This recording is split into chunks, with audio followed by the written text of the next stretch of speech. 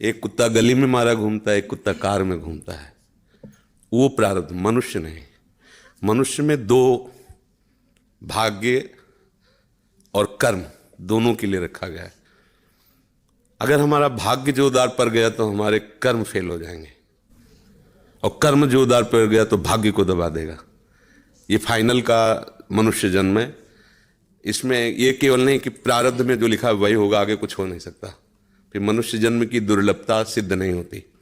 मनुष्य जन्म की दुर्लभता शास्त्रों में गाई गई है, दुर्लभो मानुषो देहो। क्या दुर्लभता है? अब हमारे प्रारब्ध में लिखा है दुख ही भोगना है, लेकिन आपने निश्चय किया सत्संग सुन करके कि सर्व सामर्थ्यशाली भगवान और भगवान का नाम सब कुछ कर सकता है।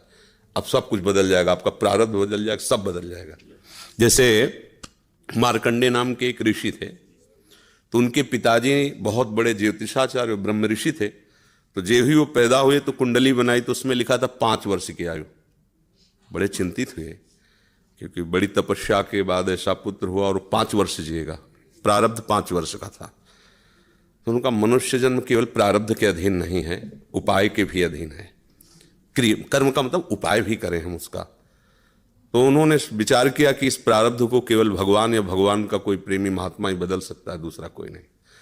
तो जैसे जैसे वो सयाने होते गए, एक एक दिन वो नोट करते हुए पिता है, जब वो थोड़ा सा 3-4 के बीच की अवस्था है, तो उनका बेटा मेरी एक बात माना करो, ये गंगा के किनारे जितने भी कोई ऋषि महात्मा संत दिखा, सबको साष्टांग प्रणाम करो।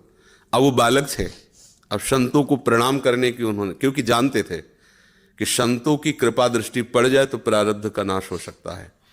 अब गुप्त रूप से सनक सनंदन सनातन सनत कुमार भी विचरण ही करते रहते, तो मार्कंडी जी सबको प्रणाम करते थे। तो सब करुणा भरी, भगवान तुम पर दया करें। बच्चा जैसे कोई प्रणाम, आप सब प्रणाम करो तो उतना हृदय नहीं, लेकिन अगर छोटा बच्चा तो एकदम उसकी तरफ दृष्टि जाएगी, राधा राधा राधा राधा। एक छोटा बच्चा है, प्रणाम कर रहा है 3-3.5 वर्ष का, तो वो सब संत, और वो चुपचाप बैठ करके देखा करते थे उनके पिता कि किसी ऐसे महापुरुष का आगमन हो जो सृष्टि पर शासन करने की सामर्थ्य रखता हो, तभी प्रारब्ध बदल सकता है।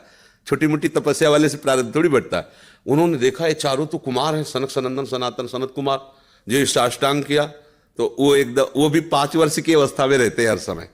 उन्होंने कहा चिरंजीवी भव।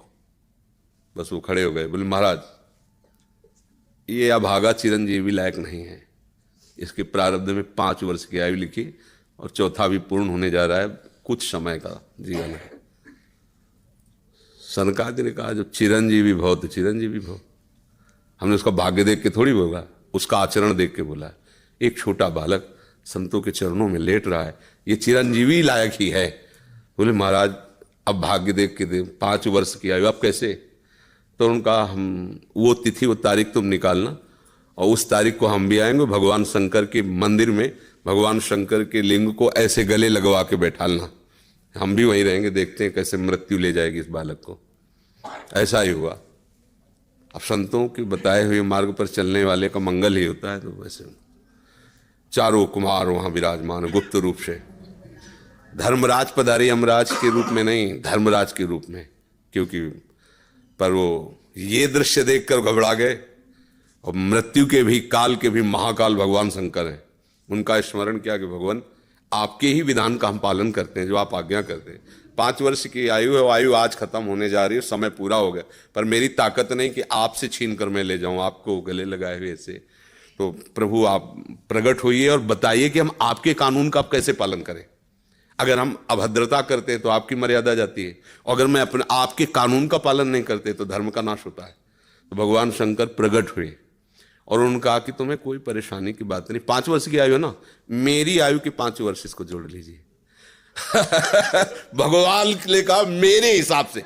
भगवान को जानते, जब यहां का पूरी सृष्टि का विनाश होता है ना, तो इतना होता है, निमेष निमेष इतने, जैसे भागवत में आता है ब्रह्मलोक में एक कमल की पंखुड़ी ऐसे छेदी गई तो मृत्युलोक का 1 वर्ष और वहां का इतना समय। तो भगवान का निमेष और ब्रह्मा की पूरी की आयु व्यतीत हो गई। आज भी अविनाशी हैं मार्कंडे ऋषि, आज भी विराजमान है। क्या हुआ? क्रियमाण ने जोर कर दिया, प्रारब्ध का नाश हो गया।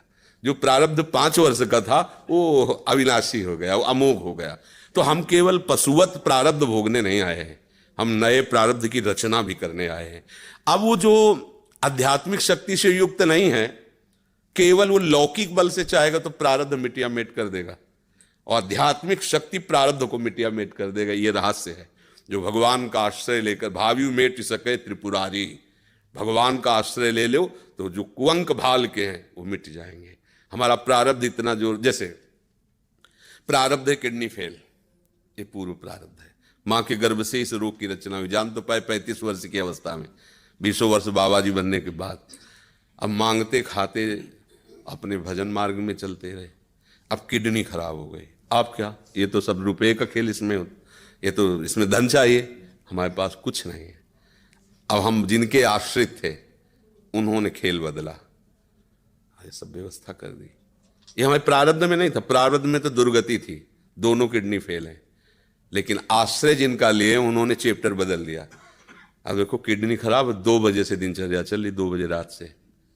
ये किडनी वाले पेशेंट की दिनचर्या होती है क्या 2 बजे रात से? तो ये है इनके चरणों का बल, और ये हमारा बल। हमारे बुरे कर्मों का फल हमको मिल रहा है, और उनके आश्रित हैं, तो ऐसे हमारा जीवन कट रहा है, ऐसे गोद में लिए काट रहे हैं। तो हम केवल प्रारब्ध के ही अधीन नहीं, हम कोई पशु नहीं है, मनुष्य जन्म में मिला है। हम नया कर्म करें ऐसा कि हमारे प्रारब्ध, बुरे प्रारब्ध का नाश हो जाए। हम ऐसे भगवान का आश्रय लेकर भजन करें कि हमारा, अच्छा भगवान सब कुछ है। जैसे आपको धन चाहिए तो लक्ष्मीपति है, यश चाहिए तो पुण्य श्लोक है, उन्हीं की कीर्ति से समस्त शास्त्र भरे हुए। जो चाहिए, रूपवान, गुणवान, धनवान, वैभवान, वो सबके समुद्र हैं, उनका आश्रय ले लो, सब कुछ हो जाएगा। अब अगर केवल धन पर लक्ष्य रखोगे, वो भगवान का आश्रय नहीं लिया, तो बुरे कर्मों से भी तुम नहीं बच पाओगे। अब उपाय ये करना चाहिए कि हमारे नए कर्म ऐसे बलवान होने चाहिए कि जो बुराइयां हमसे पीछे हुई वो हमें परास्त न कर पाए। अगर हम यश चाहने की कोशिश करें तो भगवान का नाम कीर्तन करें, गुण और संयम से रहें, सबको सुख पहुंचाएं, अपने आप यश होगा। और अपने यश के लिए हम दंभ पाखंड करें तो बाद में ऐसी कालिक पोतेगी कि ना लोक के रह जाओगे ना परलोक के रह जाओगे। तो हमें यश चाहिए, धन चाहिए, सुख चाहिए, तो एकमात्र भगवान का सहारा लेकर हम भागवतिक आध्यात्मिक कर्म ऐसे करें जिससे सबका मंगल हो जाए, सबको सुख प्राप्त हो जाए। जैसे हमें अच्छा भोजन चाहिए तो दूसरे की थाली से छीने नहीं, अपनी थाली का दूसरे को पवा दे। अब तुम्हारे लिए जो व्यवस्था होगी बड़ी हाई क्लास की होगी, क्योंकि वो सरकारी होगी। वो देख रहा है ना, तुम दूसरों के लिए अपने सुख का त्याग कर रहे हो, तो तुम्हें कभी दुखी देख ही नहीं सकता।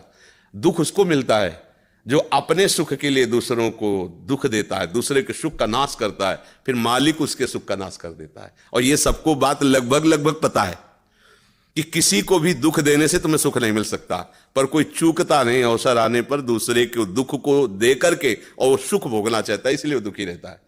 अगर चतुरता आ जाए, विवेक आ जाए, और विवेक पूर्वक को अपने कर्म को संभाल ले, तो बुरा प्रारब्ध भी टल जाएगा, मंगल ही मंगल, आनंद ही आनंद रहेगा। ये भगवान का आश्रय ले।